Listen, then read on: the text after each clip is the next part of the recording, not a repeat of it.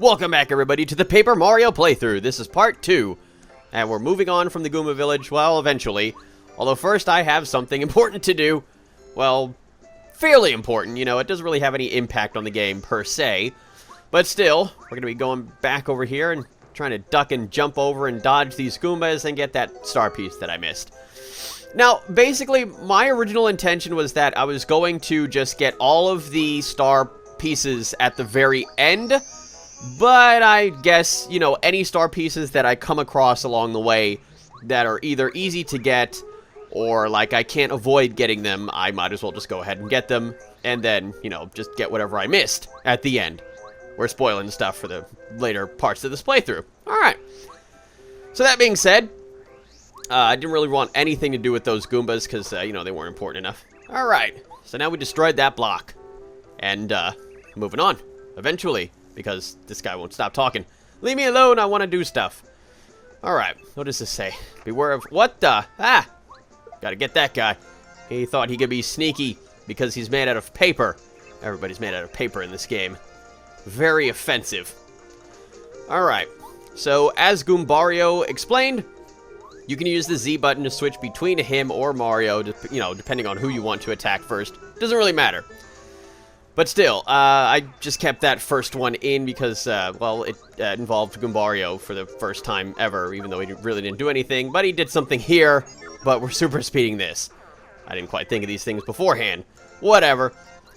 Anyway, some unimportant battles. And yeah, like, it should be obvious, the enemies do get a little bit more en masse as you move on further through areas that have, you know, the same enemy over and over again.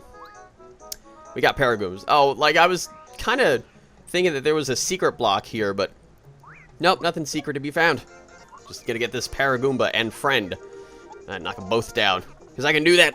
I'm allowed. It really wouldn't have gone differently any other way if I decided to attack one or the other, because Paragoombas do the same amount of damage as regular Goombas. So, there you go. You made the first strike on that crazy Spike Goomba. We're taking him out before he can take me out. To dinner. I don't know what he thinks he's doing, but, you know, I don't roll that way. Ah, yes, and so these red question blocks have badges in them.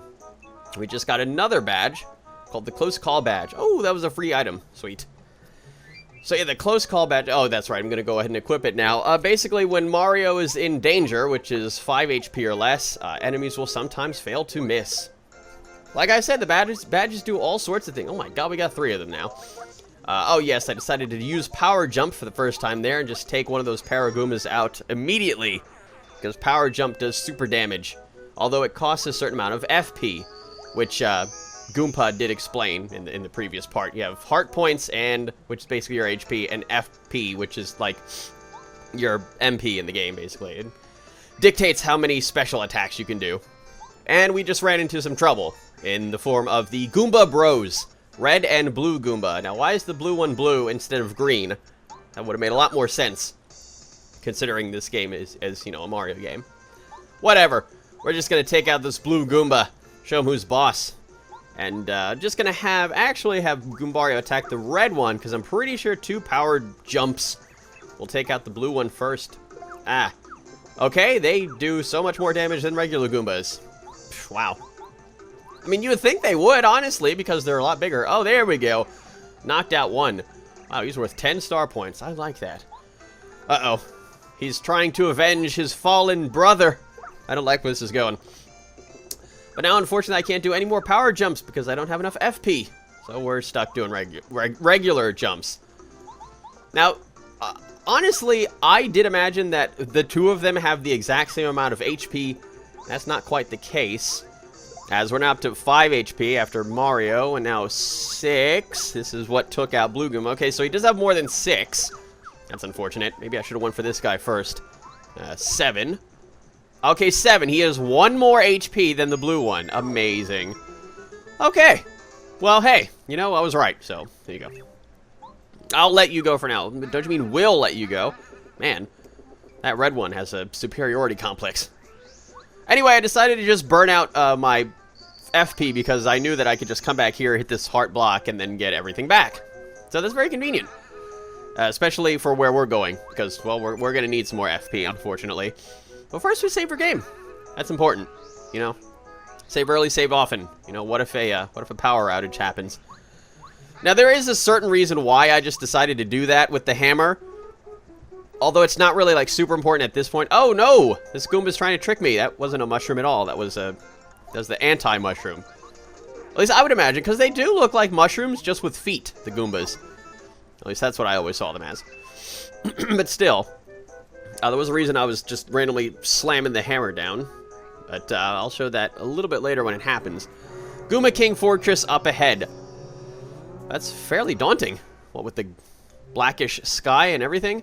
Man, they really know how to set a scene. King Goomba. Huh. Can only imagine who they're talking to. That'd be amazing if they were just talking to nobody. They were just talking to, like, an imaginary friend. That's a building. There was a bridge. Let me see. What the... Is it Jurassic Park time? What's happening here with the ground shaking? Whatever is moving is quite heavy. Oh, it must have been them too. Oh, that's what that was. Okay. So that I'm gonna assume that's the Goomba King. Just thought I'd guess there. Okay, the great and powerful Goomba King. King Goomba, sorry. Either way, it's fine. Alright. I don't know whether or not to be scared at this point. I like how his voice is all shaky and stuff, like he's trying to be all scary and whatnot. Beat him up. We got your back. Now, I love how there is a little trick in this battle. The Goomba Bros are actually quite weak. I believe they only have 3 HP at this point. So what you can do is you can hit this Goomnut tree, make this fall down, and hit each one of them. And the 3 HP Goomba Bros are defeated in one single hit. Very convenient. Although you don't want to hit it again, because as the Goomba King shows, he will knock down the other Goomnuts, and then Mario will get hurt. Hit both things. Hit and hurt. Alright, yeah, let's make sure we're doing some power jumping here. We don't want to mess around with this big old Goomba King, who does as much damage as a regular Goomba. So what's happening with the Goombas here? They're ridiculously weak. Wow, I just beat him. Okay. Wow, 30. That's a level up. Wow. And this is the level up sequence. Now, basically, you can choose to upgrade your HP, FP, or BP. BP, of course, being badge points, which basically dictates how many badges you can equip at a certain time. Right now, I only have 3, so I can equip badges whose badge point costs add up to 3. And so, yeah, once again, doing the hammer thing, although it's not really necessary at this particular point in time. Like I said, when it happens, I'll just show it. You know, whatever. It'll probably happen eventually. But first, we're going to... Oh, there we go. That's the star piece in the tree. All right, that was convenient. And that's a switch. And we're jumping on it. Because we can do that. Switches are fun to jump on. You know, Mario and whatnot. Find a strange switch somewhere. Don't press it. Well, bit too late. Sorry. Okay. This is interesting what's happening here. Oh, my. Oh, man, this stopped being interesting. Whoa, that was awfully close. We don't want Mario getting crushed or anything there. No, he does the smushing. The smooshing. He's not the one that gets smushed. That would be very, very upsetting if he did. Whoa, bye. Ha! It was nice knowing you. Oh, okay, cool. Team Goomba's blasting off again. Amazing. Alright, so I like how the bridge was very conveniently folded at the top of that tower or whatever. So, yeah, now the bridge is back in service. Servicing all the good people from the Goomba Village to other places.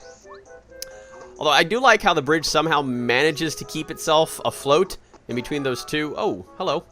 Ah, that's a Super Shroom. That's worth 10 HP, not just 5, but 10. Very convenient. The first Super Shroom of the game. And it's a lifesaver, let me tell you, because, you know, HP, we need that. Alright, getting that last coin. I don't think there's anything else around here worth noting. Well, except for that. Kammy Koopa is keeping an eye on things. Oh, we get to save. Perfect. Don't need no save blocks. All we need is messages to pop up on the screen. And we're looking at Bowser's Castle. Okay. And Kammy Koopa returns home, sort of. I like how, you know, even though Bowser's Castle is right there, basically in this game they decided to set up shop in Peach's Castle. So, interesting stuff. Like, basically, the majority of the stuff that happens here with Bowser and Peach and Kammy Koopa happens in Peach's Castle. So there. And now news gets back to Bowser that, surprisingly, the Goomba King was defeated. Amazing. I love how they call him, like, small time, and that he was a big weakling and everything. That's horrible. Well, those villains, you know, they only care about themselves and nobody else. So I love how this cutscene basically explains the daunting task laid out in front of Mario, in the fact that he has to go to seven completely different regions to save each of the 7 star spirits. The first one being in the Koopa Bros castle. And who just said that? Hiya! Yes, it's the Koopa Bros, who look nothing like the Teenage Mutant Ninja Turtles. Nope, certainly not. The colors aren't the same, so, you know, it's just completely different. But yeah, these guys, honestly, I do find these guys to be the coolest bosses in the game. Hands down, they're the best. Although, unfortunately, in terms of the game, they're the worst, because they're the first bosses, so they're the weakest, which is quite unfortunate. Sell it, Koopa Bros! Show them that special attack you do so well! The one that's going to be shown off screen and glows magically. What's happening off screen? We'll never know. Well, until we actually get there, and then they do that, and then we see it. Then we'll know, but not right now. Right now, it's a big secret. Yes. My Koopa Bros. Alright.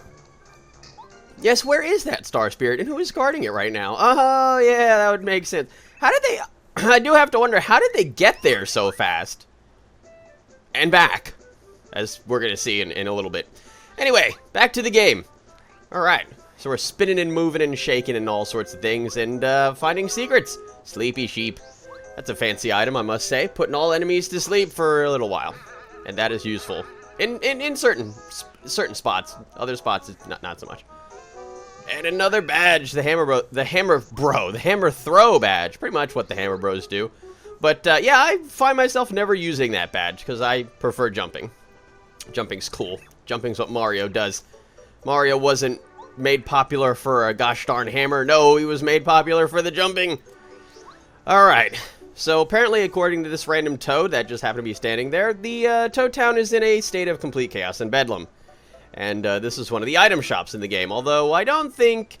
You know, I was kind of standing there thinking about it, and then I was like, no, you know, I'm going to actually pick up tons of stuff along the way, so it probably won't be too much of a big deal. So another thing that I didn't really mention that I was doing ever since the castle, really... we're going to take a short detour here and take a look at these very suspicious-looking toads.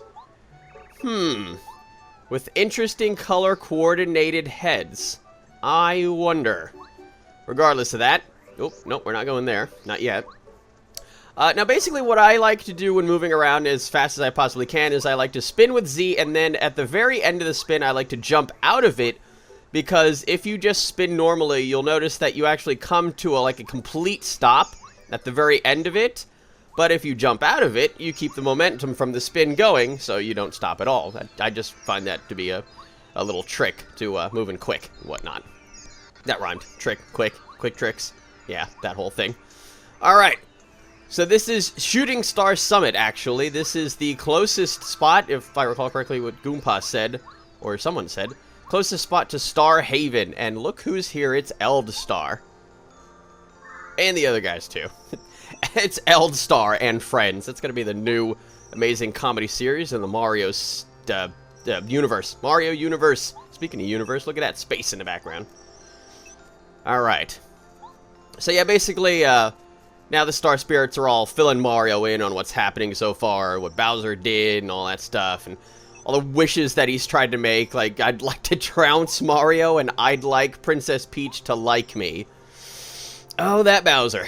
This is what I'm saying. He makes the worst wishes ever. You'd think if you were a king or something, you'd be kind of smarter about this, but you know what? Bowser just gets by. He's not really the super genius, like, you know, an Eggman or a Dr. Wily or something, but you know what? He's got power. And by power, I mean, like, physical power, so that's gotten him a long way. And fire! He's got fire. Fire's good. For villains. Not so much for Mario. Although Mario does use fire. Alright, I'm prattling on. So yeah, so basically what they're saying is that, you know, it's basically everything that I believe is everything that we've known to this point.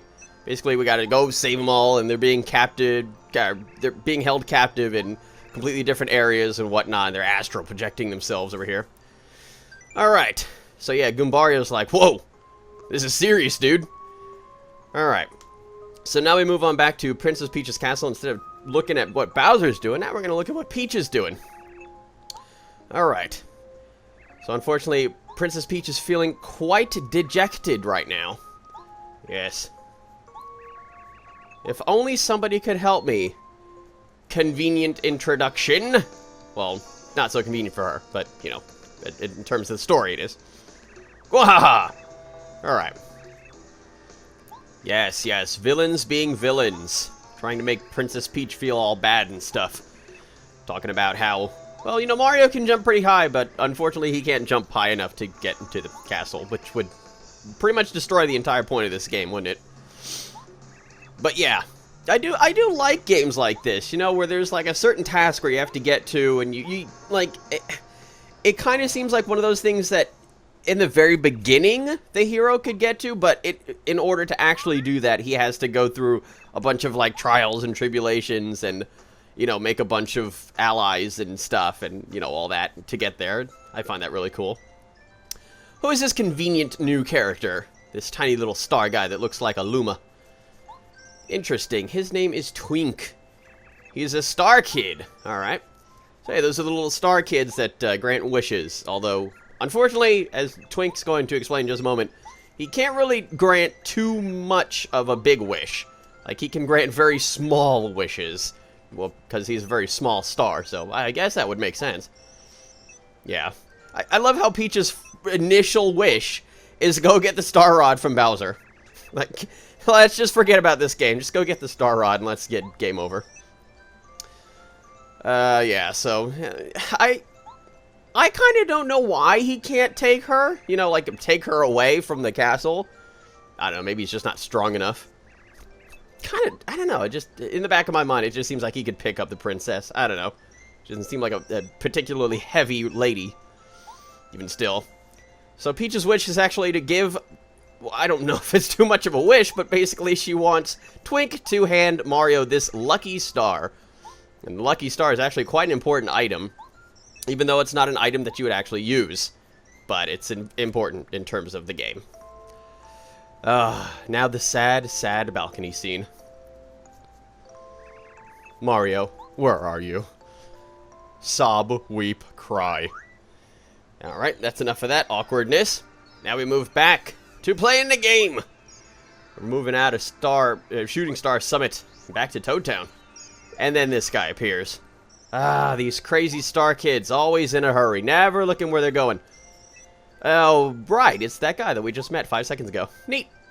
Hey, there you... Alright, he's really happy about that.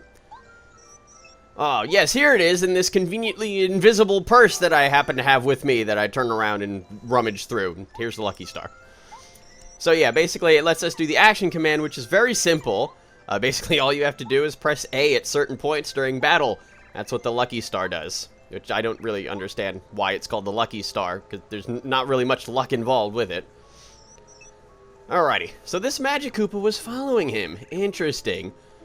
And this Magic Koopa is completely ruining the explanation that I've given for the Magic Koopa named Kamek, in saying that Kamek is the Magic Koopa that always rides around on a broom. And this Magic Koopa decides to go against the norm and is actually riding a broom, which is what normal Magic Koopas really shouldn't be doing. Crazy Magic Koopa. So yeah, as you can see, I hit the action command at the perfect time for both Mario and Goombario. Ugh, not quite there.